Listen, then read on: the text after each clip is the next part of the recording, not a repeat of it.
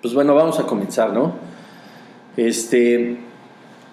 Habíamos estado viendo el tema de la seguridad de la salvación.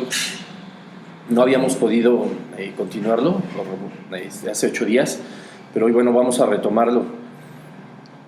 Habíamos estado viendo, ¿no?, cómo existen al menos 2 corrientes que nos hablan justamente sobre la salvación, ¿no? Que hay una de ellas es la que afirma que tenemos una seguridad en la salvación y que la salvación es eterna y la salvación, pues, con todas sus letras, no se pierde. Y la otra que dice que sí, ¿no? Encontramos en el estudio pasado que habíamos hablado de estas 2 corrientes con base en los estudios teológicos que habían realizado Calvino y Arminio. El calvinismo es el que nos enseña, o el que afirma con base en la palabra de Dios, con base en las Escrituras, que la salvación pues no se pierde, ¿no? Que la salvación es eterna, que es un don de Dios y que quienes somos salvos seremos siempre salvos, ¿no? No hay posibilidad de perderla. Y Arminio, que dice pues absolutamente todo lo contrario, que sí, que la salvación es un don de Dios, que sí es un regalo del Señor, pero a causa de nuestras decisiones, de nuestra voluntad o de nuestros pecados, podemos perderla, ¿no? En cualquier momento que nosotros transgredimos o pecamos, ellos afirman a grandes rasgos que la salvación pues, se pierde, ¿no? En el momento en que sucede eso, pues otra vez somos merecedores de la condenación eterna. Vimos la sesión pasada las razones lógicas, no tanto bíblicas, aunque sí naturalmente nos fundamentamos en la Biblia, pero en las razones más lógicas absolutamente de por qué no podemos creer o no podemos pensar nosotros que tenemos un Dios que pierde absolutamente la capacidad de mantenernos salvos a causa de nuestra propia voluntad o a causa de nuestras propias decisiones, ¿no? A causa de nuestro comportamiento. Vimos lógicamente cómo es que uno obtiene la salvación y cómo es tan curioso o tan extraño que pudieran decir que se pierde con los parámetros que establecen el arminianismo, y parecía un juego, ¿no? Cuando decíamos, bueno, pues el Señor nos salva, luego ya no nos salva y luego nos vuelve a salvar y volvemos a orar, se sale de nosotros el Espíritu Santo, vuelve a entrar, o en qué parte de las Escrituras dicen todo eso. Habíamos hablado también que íbamos a empezar en esta y en la siguiente sesión, pues a ver naturalmente qué es lo que la palabra del Señor nos dice firmemente, y lejos de suponer, lejos de pensar qué es lo que nosotros creemos, consideramos, opinamos o suponemos, nos vamos a basar justamente en versículos, ¿no? Muchas veces, y tristemente, lo hemos visto muchas veces aquí, bueno, no aquí que se haga así, pero lo hemos analizado muchas veces, como últimamente en las congregaciones, en los lugares donde nosotros nos reunimos, no en todos, quiero ser claro, por supuesto, pero tristemente los versículos se toman, se sacan de contexto y, como decía un pastor, pues para formar un pretexto, ¿no? Y aquí lo que hacemos justamente pues es estudiar las Escrituras, y en las Escrituras pues se encuentra la palabra de Dios, está dividida en capítulos, en versículos, en libros, y nosotros acudimos justamente a la verdadera fuente de sabiduría que es Cristo, que es el Espíritu Santo, pues para entender verdaderamente sobre este tema tan complejo y tan muchas veces mal enseñado, ¿no? Que es el tema de la seguridad de la salvación. Esta sesión nos vamos a dedicar nosotros a ver los versículos que afirman categóricamente por qué la salvación es eterna, por qué el que es salvo será siempre salvo, por qué la salvación no la perdemos. Entonces, si gustan apuntar, porque es importante, si quieren solo apuntar los versículos, yo los voy a ir leyendo ya en casa, ustedes pues van analizándolos, se van a dar cuenta de cómo es importante el entender cada una de las partes de estos versículos, pues para poder nosotros categorizar acerca de este tema, ¿no? Sobre todo, si el tiempo no nos alcanza, y siendo la voluntad del Señor también, si no nos alcanza, a lo mejor yo si tengo la necesidad de extenderme un poquito más, pues igual lo hacemos, sobre todo porque quiero llegar ahora sí que al final, cerrar con broche de oro como lo hace siempre el Señor, así con una enseñanza muy grande acerca de este tema, ¿no? Entonces, les repito una vez más, nosotros tenemos una fuerte esperanza y una seguridad de quién es nuestro Dios, de qué es capaz y cómo Él nunca nos va a soltar cuando ya nos ha salvado, ¿no? Cuando nos ha adoptado en su reino. Y nosotros, les repito, en esta sesión vamos a ver el fundamento bíblico de por qué el salvo siempre es salvo, de por qué el salvo jamás perderá la salvación, de por qué el regalo del Señor de la vida eterna no lo podemos perder por nuestra propia voluntad o por nuestro mal comportamiento o por nuestro pecado, ¿no? Finalmente es eso, es voluntad. No podemos nosotros limitar lo que Dios ha predeterminado y predestinado desde la eternidad con un acto nuestro, ¿no? Dios no se guía por saber o porque nosotros lo sorprendamos con nuestros comportamientos y entonces no sepa cómo actuar, ¿no? Conforme a nuestra salvación. Debo dejar bien en claro que estos versículos no están escondidos de nadie. Todo mundo naturalmente puede analizarlos en las escrituras, leer el contexto, saber por qué los estamos citando y entender cada una de las palabras que van diciendo. Son muchos, habrá más, estoy seguro, pero esto puede ser una base muy sólida y muy fuerte y firme para que nosotros podamos entender acerca del tema y naturalmente cada vez que nos encontremos con algunos hermanos o algunas personas que tengan un punto de vista diferente, nosotros no digamos yo opino, yo creo, yo pienso, yo supongo que la salvación no se pierde por X razón, o yo creo, yo opino, yo pienso, yo supongo que sí se pierde por esta razón, ¿no? Sino nosotros debemos de desprendernos de nuestra propia comprensión de lo que nosotros mismos alcanzamos a entender y refugiarnos en lo que es la palabra de Dios, porque ahí es donde se encuentra la verdad. Bueno, pues vamos a empezar. Entonces, el primer texto que nos va a nosotros a aclarar acerca de la seguridad de la salvación lo vamos a encontrar en 1 de Juan 5, versículos del 11 al 13, y les voy a dar lectura. Y les sugiero una vez más apuntar los versículos porque ahí es de donde vamos a estar partiendo. Yo voy a leerlos. Y lo que vayamos analizando, lo que el Señor nos vaya hablando, palabras claves, yo les pido que las apunten también, porque es importante que pongamos atención y no nos distraigamos pensando en qué dijo y estar escribiendo texto y texto y texto y texto, ¿no? A veces se nos va un poquito la comprensión de lo que estamos hablando por estar escribiendo. Otra cosa, pues bueno, lo podemos recordar y lo vamos a poder escuchar toda la semana y todas las veces que queramos, pues ya en el canal de YouTube, ¿no? Entonces, 1 de Juan 5, versículos del 11 al 13 dice así: y este es el testimonio, es el apóstol el que está hablando, que Dios nos ha dado vida eterna y esta vida está en su Hijo.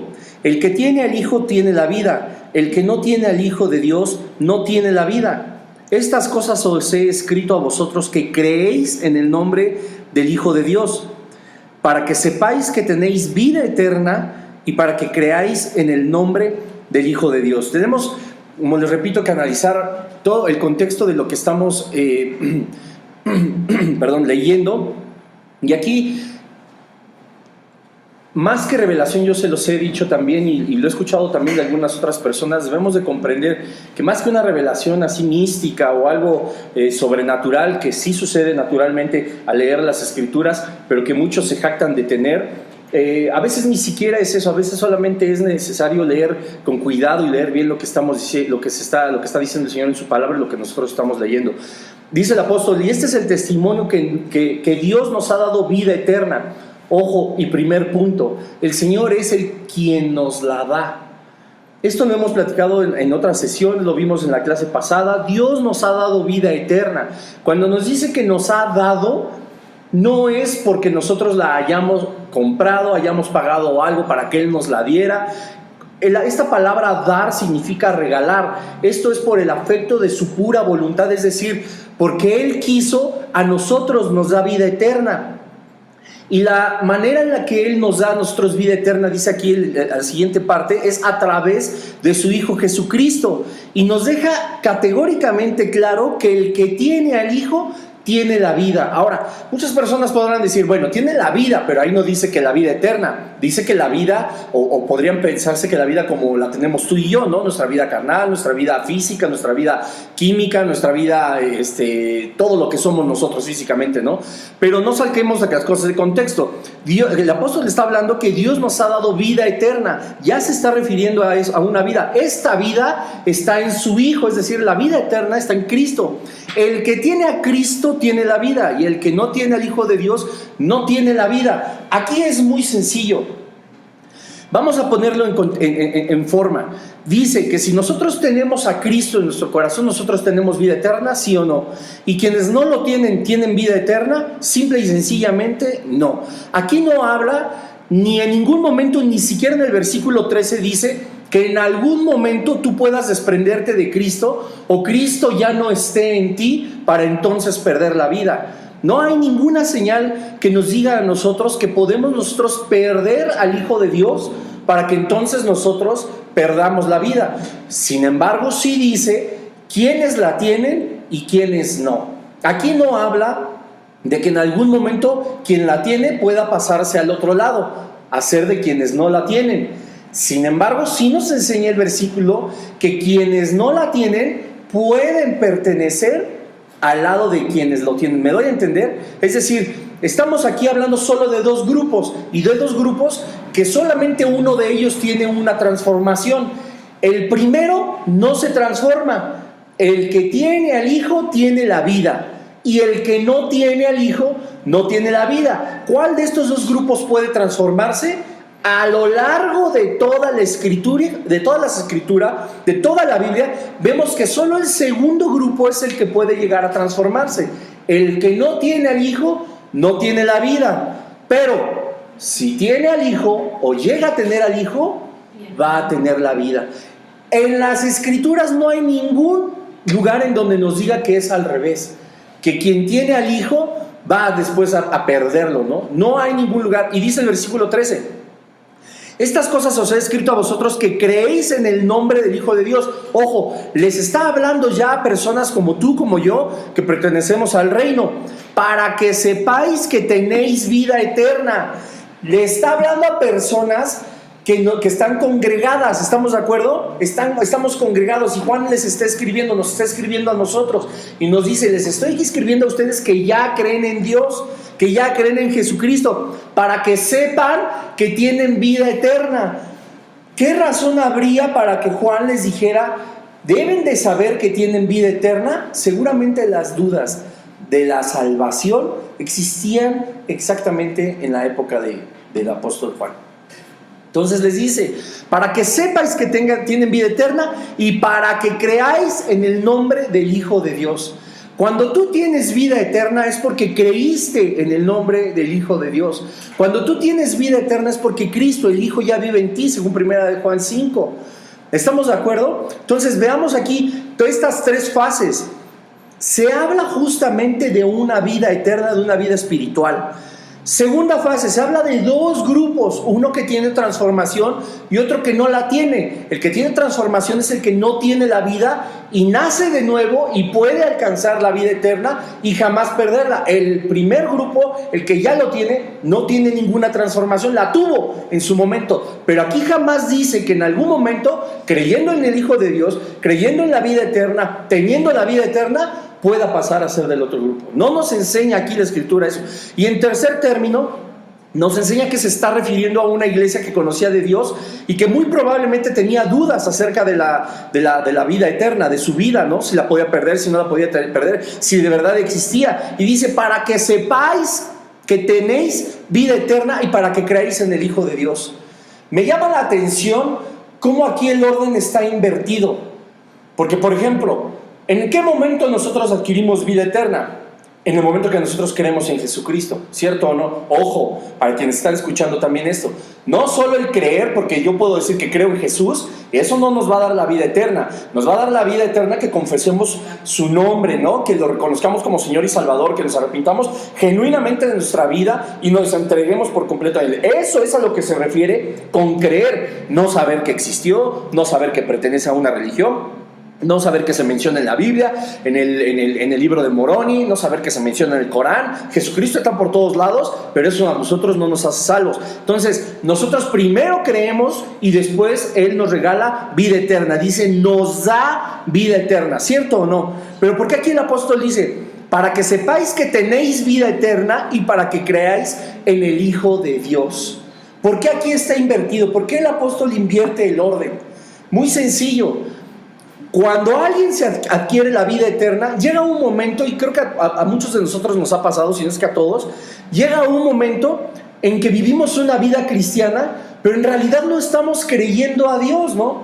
No estamos creyendo en Dios como tal, porque, y perdón que lo diga, pero podemos decir que somos cristianos de años, podemos estar levantando las manos en nuestras congregaciones, podemos estar haciendo todo lo que se supone que hace el cristiano, y así, en serio, aún así, no creer en Dios. ¿Se acuerdan cuando hablamos no creer en el Hijo? ¿Se acuerdan cuando hablamos de la esperanza?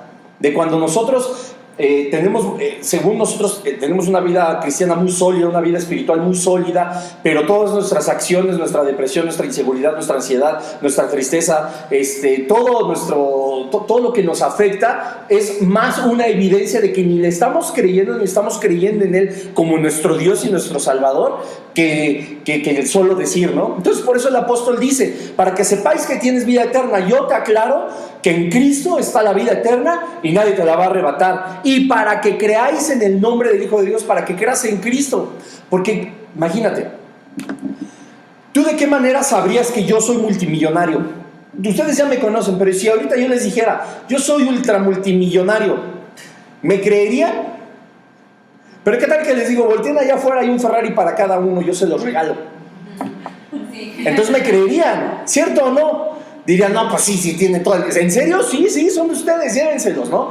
Y a ti te compré una casa, y a ti, y un barco, y lo que... y yo les regalé todo.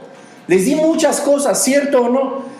Pero siempre me habían visto aquí atrás de la mesita, pues enseñándoles, etcétera, ¿no? Y nunca se hubieran podido imaginar que yo hubiera podido hacer eso por ustedes. Bueno, en ese momento sabrían entonces que yo soy multimillonario, ¿sí o no? Lo mismo pasa con Dios. Dios ya nos regaló lo más valioso, lo más grande, que es la salvación, a través de su Hijo Jesucristo, y nos dice, ten lo más valioso, lo que tú nunca pudiste obtener por mérito propio, lo que tú nunca podrías obtener en 150 años o 300 o 500 de vida, lo que jamás podrías comprar con todo el oro del planeta ni todas las piedras preciosas, lo más costoso de la existencia del universo, tú no podrías adquirirlo. Yo te lo di. ¿Ahora crees que yo soy Dios? Porque solamente Dios puede hacerlo, porque solamente Jesucristo podía hacerlo. Entonces te dice, ya te di vida eterna para que también creas en mi nombre, ya te di un Ferrari para que creas que sí soy rico. ¿Me doy a entender? Por eso aquí es al revés, por eso el apóstol les dice, no inventen, les acaba de dar un Ferrari, ¿cómo te atreves a dudar de que es rico? ¿No? Nadie lo dudaría, pero el apóstol dice lo mismo. Les estoy diciendo que Dios les dio vida eterna para que crean que Él es Dios, para que crean en el Hijo de Dios, para que crean que la vida está en el Hijo, como dice 2 versículos antes. Es una prueba, una evidencia de que Él está ahí con nosotros y que debemos de creerle. Ahora, si nosotros verdaderamente le creemos completamente a Dios, a Cristo, si creemos verdaderamente en su nombre, ¿dudaríamos de la salvación? Se los repito, como hace 8 días, de verdad, nuestra voluntad, nuestra alma, nuestra carne, nuestras malas decisiones, nuestro pecado, ¿crees que es más poderoso que Dios? Si Él ya te salvó, tú no vas a poder hacer nada para zafarte. No podemos hacer nada, aunque queramos, aunque nos enojemos muchísimo con el Señor, Él no nos va a soltar. Él es grande en misericordia. Él comprende nuestras aflicciones. Dice la Biblia que Cristo fue tentado en todo, como tú, como yo, como los de hace 2000 años, como los que vienen, no sé en cuántos ya duremos, por todo esto de la guerra, ya quién sabe qué va a pasar. En eso y en más cosas, el Señor fue tentado en todo y jamás cayó. Él conoce de qué estamos hechos. Dios sabe que nosotros caemos, que nosotros pecamos, que somos débiles, que somos infieles, que somos injustos, que somos pecadores, ¿no? Que merecemos muerte. Dios lo sabe. Les repito, no le va a tomar por sorpresa nuestro pecado y va a decir, ¡ay, Victoria, te salvé! ¡Ah, ya pecaste, chin, ya perdí! ¿Cómo crees? Ese no es Dios. Y si crees verdaderamente en Dios, jamás podrías dudar que, pues ya me soltó, ¿no? Porque yo tuve más poder de decisión que Él, ¿no? Yo decidí pecar, entonces yo decidí zafarme de Él. ¡Qué absurdo! No es así. Y eso es por pura lógica, pero ¿cómo nos dice el versículo? Nos lo enseña más claramente. Y vamos a seguir viendo, miren, vamos a Romanos 8.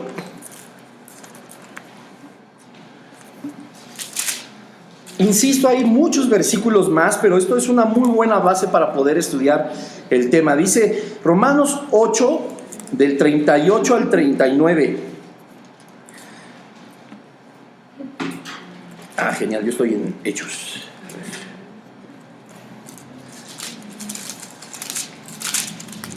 Dice así: por lo cual estoy seguro de que ni la muerte, fíjense, ya, ¿para qué le seguimos?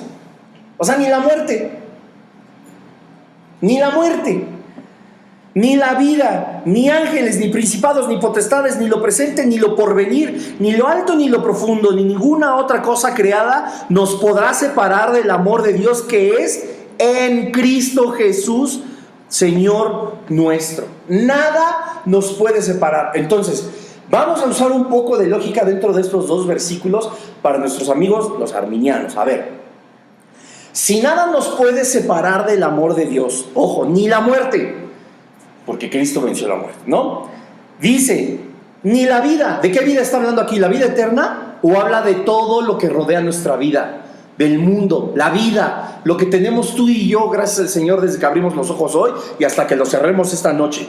Esa es la vida, todo lo que nos rodea. Y ahí hay pecado, hay perversión, hay maldad, hay injusticia, hay robo, hay crimen, hay muchísimas cosas malas. Ni eso, ni ángeles, ni principados. Se está hablando ya de un mundo espiritual, ni potestades. Ojo, ni lo que hagas hoy, ni lo que hagas después, dice, ni lo porvenir, ni lo alto, ni lo profundo, ni ninguna cosa creada, ninguna cosa, nada de la creación nos puede separar del amor de Dios que es en Cristo Jesús. Nada. Yo pregunto, si yo pierdo la salvación al pecar,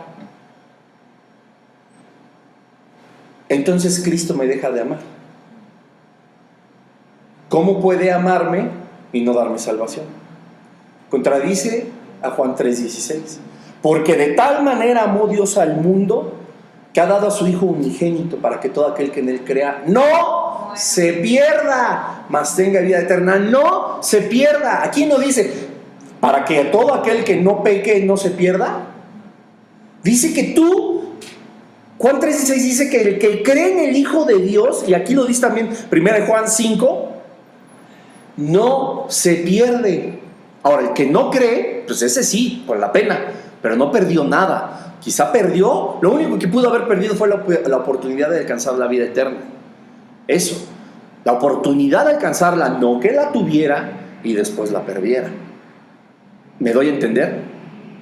De tal manera amó Dios al mundo, de tal forma, con un amor indescriptible, de tal manera, pues, ¿quién me lo puede escribir? Nadie. Que mandó a su Hijo unigénito. ¿Y qué dice, por ejemplo, en los versículos? Ni nada cosa creada podrá separarnos del amor de Dios que es en Cristo Jesús. Es en Cristo la manifestación del amor de Dios para el hombre, para la humanidad. ¿Sí o no? Vuelvo a la pregunta. Si yo pierdo la salvación, habíamos quedado, pues, naturalmente el Espíritu va y de mí, ¿no? Cristo ya no mora en mí. ¿Cierto o no? Y aquí dice que nada nos puede separar del amor de Dios. Entonces, ¿el amor de Dios va a seguir amando a ese pecador? La Biblia es clara, y dice que la palabra de Dios, que Dios no puede ver el pecado. Y hay por ahí una frasecita que se ha aventado también la iglesia cristiana, así de decir de Dios aborrece el pecado, pero ama al pecador, o odia al pecador. ¿Ok? ¿Cómo? Sí, eso, ¿no? Dios odia al pecado, pero ama al pecador. Tiene cierto de razón, pero no es así la cosa. Ya lo habíamos platicado aquí alguna vez y es algo serio y es algo fuerte. La blasfemia contra el Espíritu Santo y algunos otros pecados, eso no le genera ni un poquito de amor a Dios. O sea, tampoco seamos ilógicos, ¿no? Las verdaderas ofensas o las ofensas fuertes al Señor, o sea, créanme, no creo que el Señor su corazoncito lata tan fuerte, por una persona que se pasa su vida ofendiéndolo, agrediéndolo, por una persona satánica, por una persona que aún con conocimiento de Jesucristo sigue en idolatría, sigue ofendiendo a su hermano, sigue traicionando, sigue siendo injusto. No es que Dios lo odie, ¿no? Que lo odie así, ay, te odio porque tú haces esto, no. Pero que lo siga amando y que no lo separe así, a lo mejor de una, ¿cómo se dice? de una adopción como contigo o conmigo, tampoco es así. No hay que confundirnos, o sea, y la realidad es esa, ¿no? Nada nos separa del amor de Dios, sí es cierto, y el Señor naturalmente en Juan 3:16 dice que ama a todo el mundo, también es verdad, pero ahí dice que la manifestación de su amor es a través de Jesucristo. El que aborrece a Cristo, el que odia a Cristo, o sea, por pura lógica. Entonces, si en el arminianismo nos enseña que por nuestro pecado nosotros dejamos de ser aceptos delante de los ojos de Dios, ¿dónde está ese amor que estaría contradiciendo a Romanos 8, 38, 39? Que dice que nada nos va a separar del amor de Dios. Pero aquí está hablando de su iglesia, aquí está hablando de sus hijos, de quienes hemos sido adoptados para su reino, de quienes hemos sido santificados, de los que hemos sido apartados. No existe nada que nos pueda separar de su amor. Si nada nos separa de su amor por haber sido aceptados, por haber sido perdonados, por haber sido redimidos, justificados, por haber sido hechos salvos, santificados, bla, bla, ¿en qué momento entonces ese amor va a ser continuo o va a seguir establecido en nuestra vida si nosotros perdemos la salvación? O sea, te amo con todo mi corazón, pero te ganaste el infierno. Ojo, estoy hablando de la iglesia. Porque pues naturalmente hay quienes rechazaron al Señor y ama el Señor al mundo, pero ya lo hemos dicho aquí, Dios no manda al infierno a nadie, se van solitos. Son sus decisiones. La decisión de no aceptar a Jesucristo pues tiene una consecuencia, ¿no? El Señor dice, hay un medio de salvación, uno solamente. ¿Lo quieres? No pasa nada. ¿Lo quieres? Sí, eterno. Así de sencillo. Sigamos adelante, vamos a Efesios 2:8, por favor.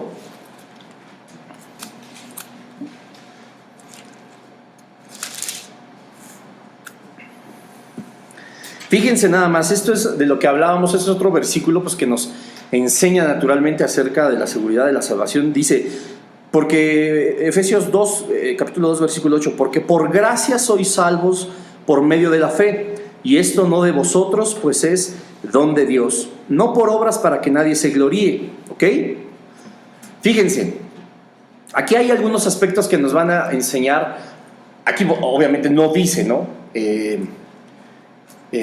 Vas a perder la salvación, ni nada de eso. Súper sencillo. Porque por gracia sois salvos. La gracia es un regalo inmerecido. Uno. Vamos por partes. Es algo que no merecemos. Punto. ¿Estamos de acuerdo? La salvación no la merecemos nosotros. No la merecemos nosotros. La salvación la tenemos porque el Señor nos ama y nos ha dado un medio de salvación, lo que platicaba hace un momento, a través de Jesucristo. Y nosotros, dice, por medio de la fe, es decir, de que le creemos al Señor que hay un medio de salvación, nosotros la aceptamos. Y dice, y esto no de vosotros, sino que es don de Dios.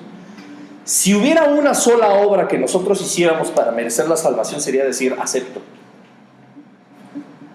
Eso sería lo único que nosotros tendríamos que hacer. Porque todo lo demás lo hace el Señor. Dice, por gracia sois salvos, es por gracia. No por 20,000 oraciones, no por 20,000 veces que levantaste la mano, no por 50 congregaciones donde estuviste, no por 50 religiones, no porque le regalaste muchas cosas a la gente o le diste de comer al pobre, no por nada de eso. Dice por gracia, por algo que tú no mereces eres salvo, por medio de la fe en Cristo. Dice, y esto ni siquiera es cosa tuya, sino que es un regalo de Dios. No hay ninguna obra que puedas hacer para que tú jamás digas que dependió de ti o no la salvación. Ahora, en este gran contexto que nosotros ya conocemos, dime, si no entra absolutamente nuestra voluntad con referencia a la salvación, ¿por qué sí entraría para perderla? O sea, hay una grieta, hay una brecha, hay ahí un orificio por donde se pueda colar algo que esta obra perfecta de Dios se pueda derrumbar. Es muy sencillo. La salvación es una construcción perfecta de Dios para tu vida y para mi vida. Desde la eternidad está planeada, desde la eternidad el sacrificio de Jesucristo, la resurrección, que tú y yo lo aceptáramos, que creyéramos, que fuéramos adoptados por Él. Desde ese momento Él hizo una obra perfecta. Si nosotros nos atrevemos a decir que esa obra perfecta se viene a desmoronar por una grieta que nosotros ahí piquemos o socavemos, estamos haciendo de Dios y de esta obra monumental y la más grande, ruinas. Si dependiera entonces de nosotros poderla arruinar, ¿qué clase de Dios tendríamos? Que no hizo un acto blindado en contra del pecador. ¿O no? La obra más grande de Cristo, ¿cuál fue? Salvarnos, ¿no? ¿O no? ¿Sí o no? Sí.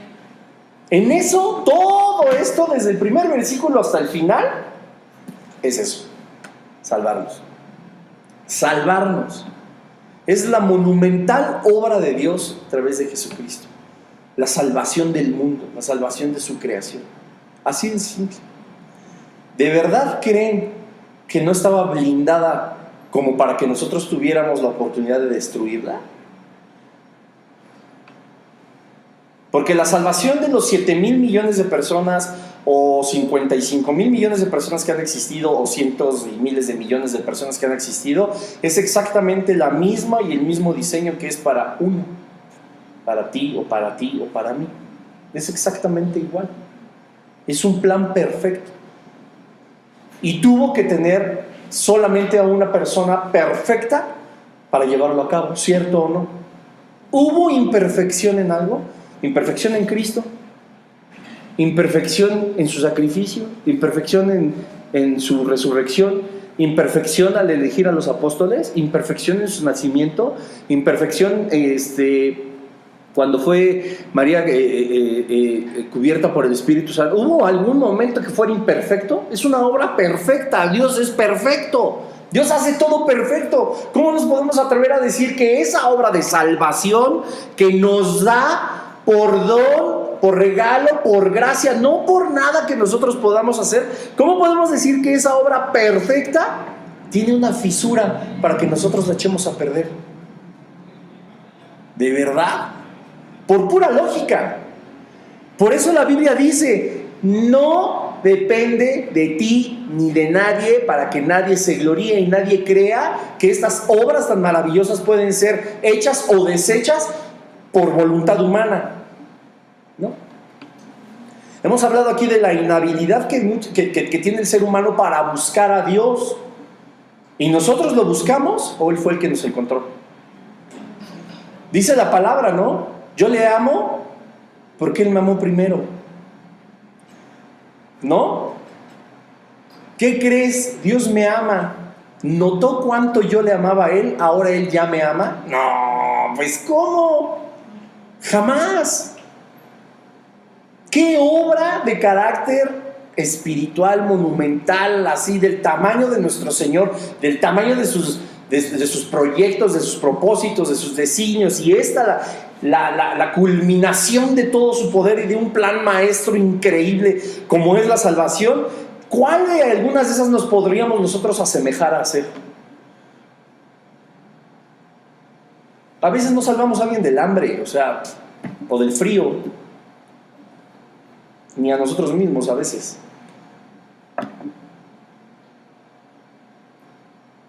Y lo repito, es la obra perfecta del Señor, no puede tener ninguna grieta, ningún punto débil, ningún talón de Aquiles, como se dice ahí, para que nosotros podamos deshacerla.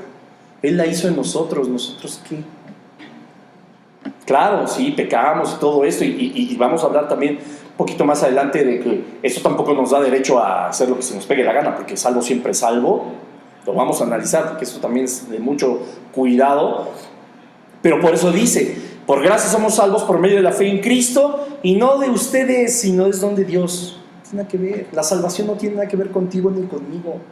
Nada. Nada. Tan es así que en la propia iglesia de Cristo seguimos teniendo tantas dudas de nuestra salvación. Ni siquiera la creemos a veces, y por ahí vienen todas las demás doctrinas. Y nos esforzamos todos nosotros para hacer lo necesario para llegar a ella. No vamos a conseguirlo. Así de sencillo, no lo vamos a conseguir. Así no se consigue. No es como nosotros digamos, es como Él lo estableció. Y solo existe un método de salvación, es la fe en Cristo. Se acabó. no de vosotros para que nadie se gloríe. Hay quienes han orado con cierta sabiduría, no como con sabiduría, no quiero decir cierta sabiduría, pero sí sabiamente cuando claman al Señor por alguna manifestación de Él o alguna obra que Él pueda hacer, pero una obra de veras tan impresionante que ningún ser humano se pueda adjudicar el crédito, ¿no? Y esas son las cosas que hace Dios. Es que ningún ser humano se puede adjudicar, pues es que yo lo hice porque yo soy el bueno, ¿no? No, las obras de Dios no son así. Toda obra humana, dice la palabra de Dios, son como trapos de inmundicia delante del Señor. Toda. Y no porque todas sean una cochinada. Si yo estoy orando por alguien, si oro por los enfermos, si honro a mis padres, si honro a mi esposo, si cuido, si esto, si... Entonces esas obras también son trapos de inmundicia. No te confundas. Comparado con lo que hace el Señor, pues digo, lo que hace el Señor es perfecto. Y lo que nosotros hacemos es lo mejor que podemos. Y ya. Y el Señor se agrada naturalmente. Pero comparado con sus obras, no, o sea... Y no tiene ninguna grieta como para decir, ¿no? Por nuestras decisiones, por nuestra causa, nosotros echamos a perder tu plan maestro, el más grande, todo se trata de eso. ¿Lógico? ¿De verdad lógico? No, ese no es mi Dios. Y por eso nos lo deja bien claro, ¿no? Gracia, don, y no tenemos nada que ver. Filipenses 1:29 dice, porque a vosotros os ha sido dado. Aquí si dijera, como tú clamaste y pediste, pues se te dio. Pero no dice eso. A causa de Cristo no solo que creáis en Él, sino que también que padezcáis por Él. Mucho ojo. Dice Filipenses 1:9, porque a vosotros os ha sido dado, a causa de Cristo, no solo que creáis en Él. Deténganse a meditar un poco en esto. Que nosotros tengamos fe en Cristo, a nosotros nos lo dio Dios.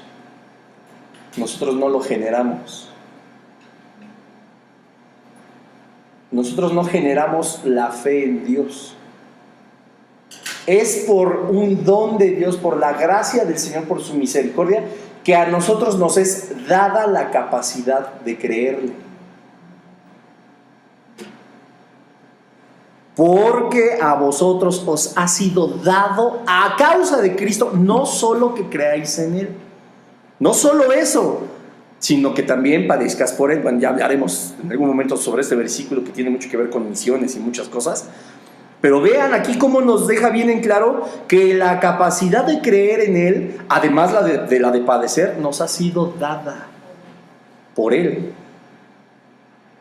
Por Él. La capacidad de creer. Vean qué impresionante. Son obras perfectas. Y nos vuelve a dejar afuera de la jugada, ¿eh? ¿En qué momento le pediste tú? Pues ayúdame a creer en ti. Bueno, que a lo mejor seguramente se ha orado así, ¿no? Ayúdame a incrementar mi fe, híjole, pues no me atrevería a decirlo, pero a de veras creer en ti, ayúdame. Pues crees o no, ¿no? Es que hay cosas que me hacen dudar. No crees. La fe no duda. La fe es la certeza de lo que se espera. Certeza, nada de dudas. Convicción de lo que no se ve. Una duda, perdóname, eso no es ni poca fe. Ya hablamos aquí de la poca fe, que está mal enseñado. El granito de mostaza, que si tienes así de fe ya, no es cierto. Eso es un súper error. Pero ya hablaremos de la fe. Sí, ya hablamos del granito de mostaza. Bueno, pues para que veas, ¿no? Y cómo nos enseña qué es. Cómo nos enseña. Porque Pedro, cuando por ejemplo se hunde, le dice hombre de poca fe. ¿Cuál que la poca fe hace milagros? Cristo le dijo a Pedro, hombre de poca fe, ¿por qué dudaste?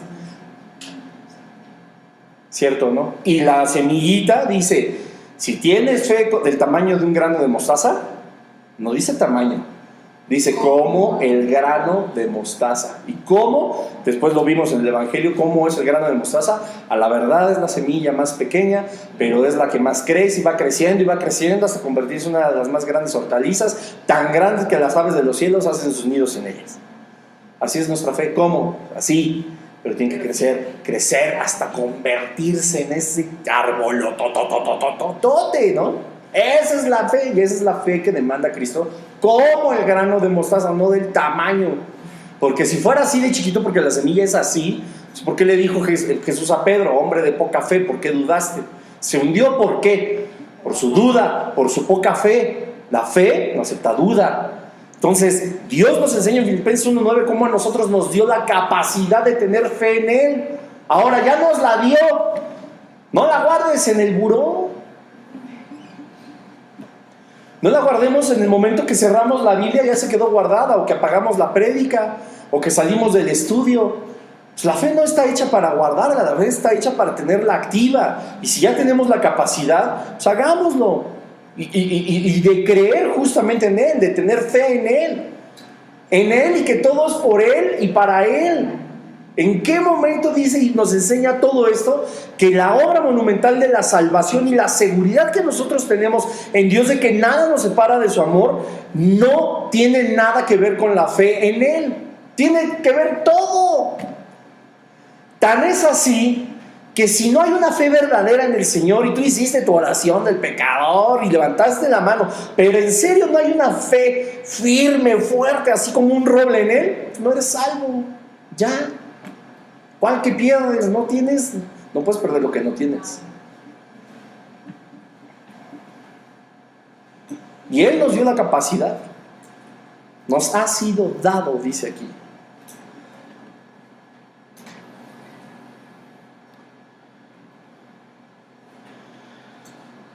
Por ejemplo, a lo que me refiero, primera de Juan 2:19. Bueno, vamos primero a Proverbios 8:35. Miren cómo nos enseña aquí también. Dice Proverbios 8:35: porque el que me halle, habla Dios, hallará la vida y alcanzará el favor de Jehová. Cuando nosotros hallamos al Señor, cuando llegamos a los pies de Cristo, cuando creemos en el Señor, alcanzamos la vida, ¿cierto o no? Si le quieren leer unos versículos antes, si quieren leer unos versículos después, es más, vamos a leer el versículo 36. Nada más déjenme encontrarlo aquí en la palabra.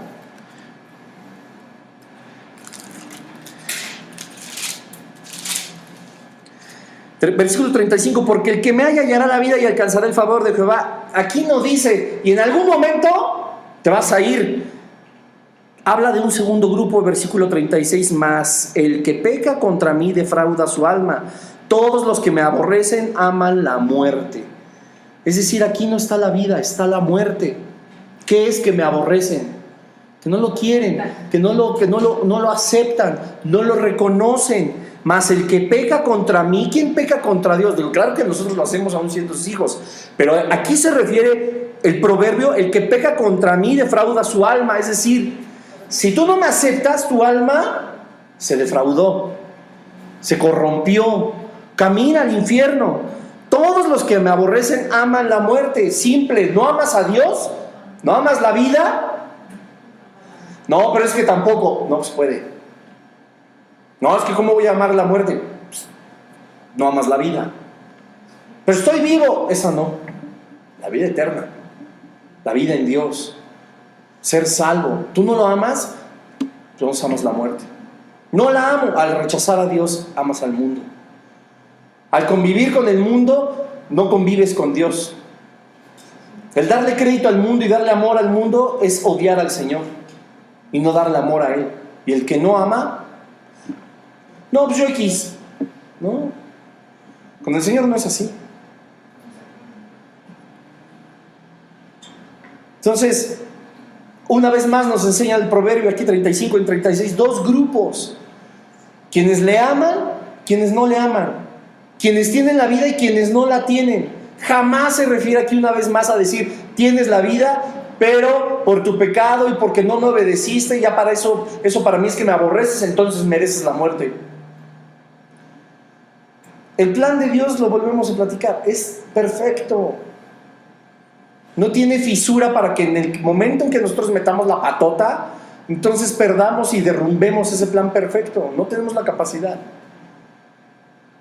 Y por eso el sacrificio de Jesucristo. Regresamos a lo mismo. ¿Y se acuerdan de las dos últimas preguntas que hicimos? Ya tan fácil. Si depende entonces que entre y salga el Espíritu Santo de mí, que el Señor more o deje de morar en mí por causa de mi pecado y de mi arrepentimiento, pues entonces ¿para qué se murió Jesucristo? Nada más. Si es así, entra, sale, ¿por qué se murió Jesucristo en una cruz?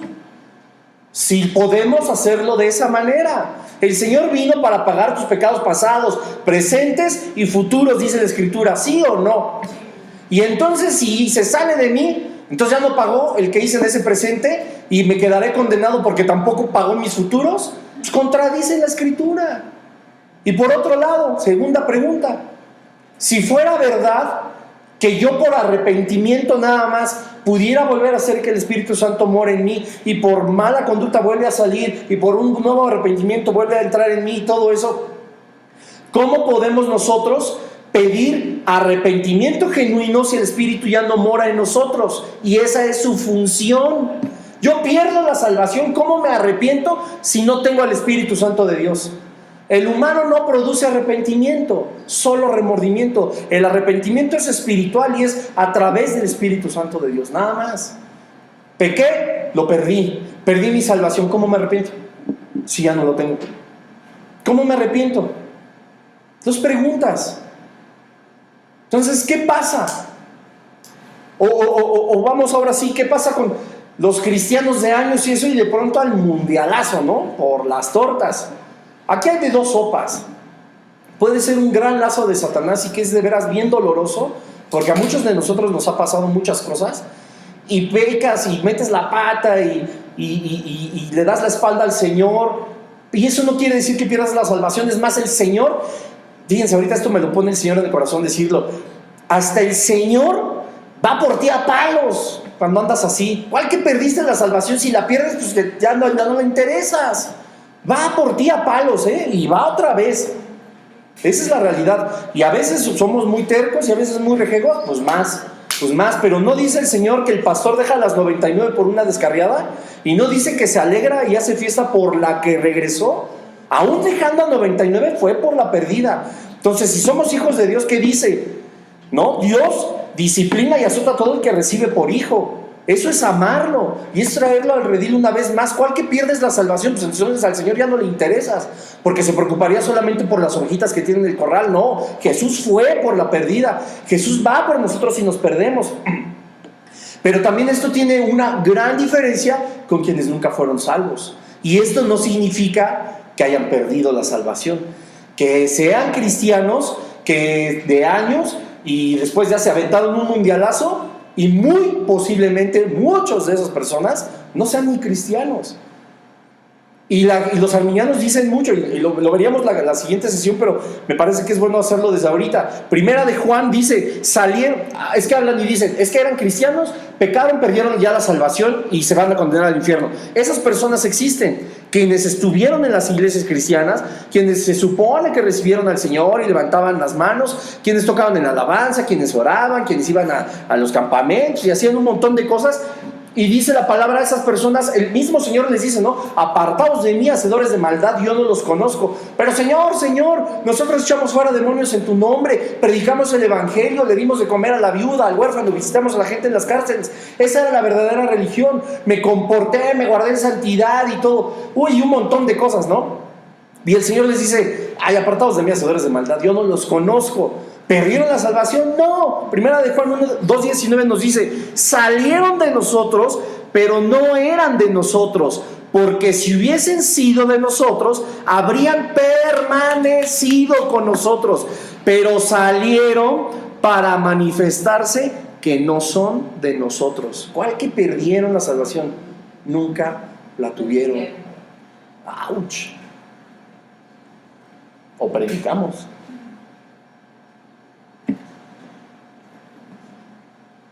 Entonces, es un versículo fuera de contexto. Aquí no dice, perdieron la salvación, y el Señor por eso les dijo, apartados de mí. No, nunca la tuvieron. Y perdónenme, pero pues, Señor, pues, le dicen en Catemaco. Y siempre se los pongo como ejemplo. ¿Cierto o no? Si conoces a alguien que ha ido allá, yo nunca he ido, la verdad. Pero si conocen a alguien, eso te va a decir, no, pues tienen sus cristos, y te dicen, y usan así, en el nombre de Jesús, y con el huevo, y toda la brujería, y toda la hechicería, y todo lo que hacen, y también dicen, en el nombre de Jesús. Y yo lo voy a exorcizar en el nombre de Jesús, y sí, se le salió un chamuco, y sí, lo sanó. Pero ya hablamos de los milagros, de los que son del reino de las tinieblas y de los que son de Dios. Eso existe. Y tiene dos objetivos, les repito, Satanás en su existencia. Uno, que quienes no conocen a Dios no lo conozcan, y que quienes ya lo conocemos lo ofendamos y lo ofendamos. Y esas personas, tristemente por ignorancia, que acuden a los chamanes, a los gurús, a los del vudú, a los hechiceros, brujos, los agoreros, todo lo que establece Deuteronomio 18, todos esos almojuchos por ignorancia, pues creen que ahí está Dios porque resulta las cosas. Y en el nombre de Cristo, con Biblia, digo, Satanás le dijo la Biblia a Cristo, ¿no? No deja de ser Satanás. Siempre se los he dicho. Es tan absurdo a veces el ateísmo, que es el satanismo, que creen las personas que supuestamente practican eso, no creen ni en Dios, ni en tantas cosas. Satanás mismo cree en Dios, ¿no? Satanás cree en Dios y cree bien, tiene más fe en Dios que muchos de nosotros. Pues claro, sabe perfectamente de qué es capaz, Él sí no lo duda ni tantito, ni los demonios no oyen su nombre y tiemblan.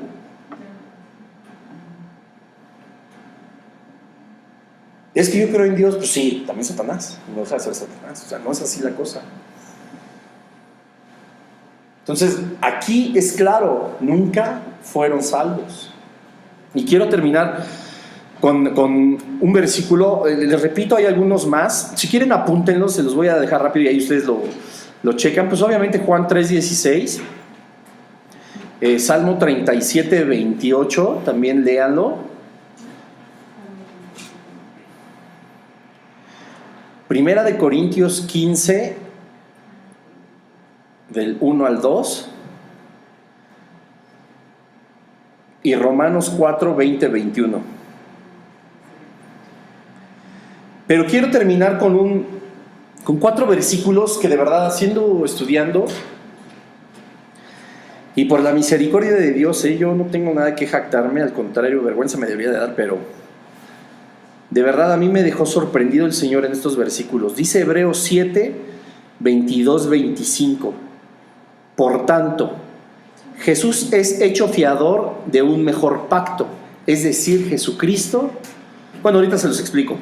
Versículo 23, y los otros sacerdotes llegaron a ser muchos, debido a que por la muerte no podían continuar, mas por cuanto permanece para siempre, tiene un sacerdocio inmutable, por lo cual puede también salvar perpetuamente a los que por él se acercan a Dios, viviendo siempre para interceder por ellos. De verdad a mí me fundió los fusibles. Es de estos versículos que hay que leer como 4 o 5 veces porque están medio enredados, pero es hermoso. Vean nada más. Dice Hebreos 7:22, por tanto, Jesús es hecho fiador de un mejor pacto. Había un pacto, el antiguo pacto con Dios. Y Jesús se hace fiador de uno nuevo. ¿Fiador qué es? El que responde por la deuda. ¿Cierto o no? Dice, por tanto Jesús es hecho fiador de un mejor pacto. Por eso nosotros somos más bendecidos que quienes vivieron en tiempos del Antiguo Testamento. La misma palabra aquí dice que es un mejor pacto, porque ya no dependió de nosotros en nada. En nada. ¿De quién dependió? Del fiador, de Cristo. Y en él hay perfección de todo. ¿Me doy a entender hasta aquí? Versículo 23 dice, y los otros sacerdotes llegaron a ser muchos. ¿Los otros qué? Sacerdotes. Ya se está refiriendo a Jesucristo como sacerdote. Es el sumo sacerdote. ¿Cierto o no? La Escritura nos enseña que Cristo es el sumo sacerdote. Bueno, los otros sacerdotes llegaron a ser muchos debido a que por la muerte no podían continuar. Fácil, hay que leer bien. Eran un montón porque pues, en todo el tiempo se murieron y tenía que haber más y más y más y más. Y se moría, y nacía otro, se hacía sacerdote y se moría. Y así la historia. 4,000 años, ¿cierto o no? ¿Sí me estoy explicando aquí? Claro. Mas dice versículo 24, habla de Cristo. Por cuanto permanece para siempre, es decir, Cristo es inmortal, obvio, es eterno, tiene un sacerdote inmutable. Es decir, ¿cómo? ¿Qué significa inmutable? Que no cambia. No cambia. Entonces, hubo muchos sacerdotes y se morían. Y había más y así. Cuestiones naturales, como tú y como yo vamos a morir en algún momento. Pero había uno, el sumo sacerdote, que no cambiaba. Y con un sacerdocio eterno. ¿Cierto o no? ¿Hasta aquí vamos bien? Y aquí viene, wow. Por lo cual puede también, ¿qué? Salvar perpetuamente. ¿Dónde dice que a veces sí y a veces no? Perpetuamente a los que por Él se acercan a Dios, es decir, a los que reciben a Jesucristo. Y ojo aquí, viviendo siempre para interceder por ellos. Si yo perdiera la salvación, como dice el arminianismo, entonces ¿Cristo deja de interceder por mí? Aquí dice que es por siempre. Vean nada más que bueno, en lo personal a mí es así, me fundió los fusibles. Por tanto, Jesús es hecho fiador de un mejor pacto. Y los otros sacerdotes llegaron a ser muchos, debido a que por la muerte no podían continuar. Mas Cristo, por cuanto permanece para siempre, tiene un sacerdocio que no cambia, no se desdice, ni se contradice, ni se arrepiente. No, es inmutable, por lo cual puede también salvar perpetuamente a los que se acercan a Dios a través de Él. ¿Puede salvar qué? Perpetuamente. Aquí no dice que es temporal ni temporalidad por causa de nuestras decisiones o nuestro pecado. Perpetuamente significa por siempre, para siempre, por los siglos de los siglos. Viviendo siempre Cristo para interceder por aquellos que salvó perpetuamente. Qué tremendo, de verdad.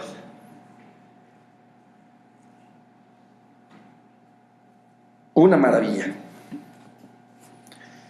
Les repito, es muy posible, y naturalmente lo es, hay muchos versículos más que nos hablan acerca de la seguridad de la salvación, pero como podemos ver, no es algo que debamos de poner en duda. El mismo Señor nos dio la capacidad de tener fe y de creer en Él. Debemos de creer lo que dice su palabra, y en su palabra yo solamente veo que se habla de una salvación eterna. Y si no, se contradeciría cada uno de los versículos y cada uno del análisis que hicimos hoy de los mismos. ¿Que los hay versículos? Sí. Pero eso lo vamos a ver en la siguiente clase, no se lo pierdan. Vamos a ver cómo están fuera de contexto, vamos a ver cómo no significa lo que creen que significa, y sobre todo un par de ellos que están en Apocalipsis, sobre lo del libro de la vida y muchas otras cosas, y vamos a ver cómo los versículos que se manejan en el arminianismo en realidad no tienen un sustento sólido, porque sí, son versículos, sí, están en la palabra de Dios, pero también sí están fuera de contexto, y lo vamos a ver. Y aquí está todas las citas. Todas las semanas, si ustedes quieren, pónganse a estudiar esto, escuchen la conferencia pasada también, versículo por versículo, vean los capítulos, vean el contexto y van a ver que no hay ni un solo error. No es que la enseñanza o la clase sea perfecta, no, es la palabra de Dios la que es perfecta y la que nos enseña categóricamente cómo el que verdaderamente es salvo siempre será salvo, a pesar de nosotros mismos. Y dejemos de pensar que el irnos a pecar o irnos por las tortas, que puede suceder. Pablo dijo, mire, el que esté firme, mire que no caiga, quiera decir que eso nos va a hacer bien a nosotros. Todo lo contrario, ¿Nos va a engañar el mundo? Sí, posiblemente. ¿Nos va a hacer sentir bien el mundo? Sí, posiblemente, pero el mundo no paga como paga Dios. Y Dios, si somos sus hijos, va a ir por nosotros, y más vale que sea con lazos de amor, porque también puede ir a palos. Porque Dios, al que ama, disciplina y azota a todo el que recibe por hijo. Y es un padre celoso, y es un padre que sí nos puede poner en un aprieto con tal de que nosotros nos acerquemos más a Él. Y debemos de recordar lo que hemos platicado aquí. El ser salvos nos compromete más con el Señor, no con el mundo. Y esto, por quienes quieren buscar esa brecha o quienes quieren buscar ese desahogo, ese asomo al pecado y al mundo, yo no me atrevería a poner en duda la salvación de ninguno de los que estamos aquí, pero también la Biblia establece que pues, algunos no son o algunos no somos. Cada quien lo sabrá, ¿no? Con el Señor. Entonces, que no sea, pues eso, siempre saben todos los lugares a los que he ido, de verdad creo que siempre es el mismo tema, ¿no? Y los que se supone que son cristianos y después se van por las tortas y pecan, pero bonito. Pues aquí la Biblia nos establece que hay dos personas, por las que sí va a ir Cristo, para acercarlos una vez más al redil, y los que no pertenecieron jamás, ¿no? ¿Sale? Pues vamos a darle gracias a Dios, vamos a orar. Padre, te damos gracias en esta noche, Señor, porque hemos aprendido de ti, Padre, de tu palabra a través de tu Espíritu Santo, Dios, que no es por causa de nosotros de ninguna manera, Señor, ni siquiera el poder acercarnos a ti, Dios. Que tú nos has dado la capacidad, Señor, de tener nuestra fe puesta en ti, de creer que tú eres el Dios de la Biblia, Señor, el que nos ha salvado con una salvación eterna. Padre, y que ni siquiera nosotros el creer en eso dependió de nosotros mismos, sino de ti. Te damos gracias, Señor, porque tú nos escogiste desde antes de la fundación del mundo. Desde antes de la creación, Padre, tú nos amabas ya, Padre, nos conocías por nombre. Ese nombre que en algún momento escucharemos una vez más en el cielo, en esa vida eterna. Gracias te damos, Señor, porque a pesar de nuestras injusticias, de nuestro pecado, Señor, de nuestra carne y de nuestras debilidades, de nuestro carácter, de nuestro desánimo, de nuestra tristeza, Señor, y de nuestra desconfianza muchas veces hacia ti, Padre, aún así, Señor, tú nos escogiste para ser salvos. Gracias, Padre Santo, porque sin merecer nada lo tenemos todo en ti. Gracias, Dios, porque en el merecimiento de la muerte tu luz resplandeció en nuestra vida, Señor, y nos arrancaste de sus garras. Gracias te damos, Señor, porque tú nos has adoptado para esta eternidad, para este reino celestial, Señor, y no por causa nuestra, Señor, sino porque tú nos amas profundamente. Gracias, Padre Santo, por el sacrificio de Jesucristo en la cruz del Calvario, por su resurrección, por su sangre, Dios. Porque hemos encontrado el método seguro, inmutable, Padre, único y verdadero, para llegar a ti y a la vida eterna, a través de Jesucristo. Gracias, Señor, por ese amor que aún no alcanzamos a comprender y tristemente tampoco alcanzamos a valorar. Perdónanos, Padre, si hemos estado dudando, Dios. Perdónanos, Señor, si en nuestra vida nos ha importado poco, Señor, el considerarnos salvos tuyos. Perdónanos, Padre, si hemos sido indiferentes para preocuparnos, si es que en verdad, Señor, somos salvos. Dios, pero te pedimos, Señor, que a través de tu Espíritu Santo tú des convicción a nuestro propio espíritu de que somos tus hijos. Pero no para vivir en una seguridad ligera, Señor, o en una seguridad vana, sino, Señor, con el firme compromiso, Padre, de que nosotros te debemos absolutamente todo y que debemos honrar tu nombre, debemos de ser dignos embajadores de tu imperio, Señor, de tu reino, de tu gloria, de tu honra. Ayúdanos, Señor. Empieza primero por nosotros, Padre. Que tu Espíritu Santo haga su obra en nosotros. Señor, ayúdanos a ser dóciles para aceptar lo que no nos gusta. Señor, para poder cambiar. Gracias, Señor, por nuestra salvación. Gracias, Señor, por Jesucristo. Gracias, Padre, por tu palabra. Gracias, Señor Jesús, porque tú en todo momento, con y sin pecado en nuestras vidas, tú intercedes delante del Padre por nosotros. Gracias por ser tan hermoso, Señor, porque a pesar de nuestras debilidades, de nuestros fracasos, Dios, tú eres inmutable. Señor Jesús, tú permaneces delante del trono, abogando por cada uno de nosotros. Gracias, Señor. Gracias, Dios, por nuestra vida eterna. Gracias por nuestra vida aquí. Amamos vivir, Padre, pero amaremos más vivir para ti. En el nombre de Jesús. Amén, Señor.